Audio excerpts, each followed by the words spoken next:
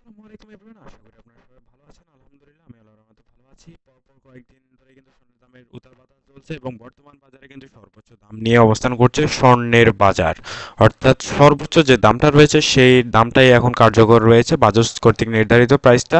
So আমরা যদি 18 ক্যারেটের ক্ষেত্রে দেখাই তাহলে দেখতে পাচ্ছেন 7,790 টাকা পড়বে প্রতি গ্রাম সোনার দাম, এবং প্রতি ভরি সোনার দাম পড়বে 90,862 টাকা। এটা কিন্তু আরো কয়েকদিন আগের, অর্থাৎ এই প্রাইসটা কিন্তু আরো কয়েকদিন আগে নির্ধারণ করে দেওয়া হয়েছে। এবং মজুরি খরচের প্রাইসটা পড়বে 98,903 টাকা, এবং প্রতি গ্রাম সোনার দাম পড়বে 21 ক্যারেটের 9,090 টাকা। প্রতি ভরি সোনার দাম পড়বে 1,06,025 টাকা, এবং মজুরি খরচ দিয়ে প্রাইসটা পড়বে 1,14,825 টাকা।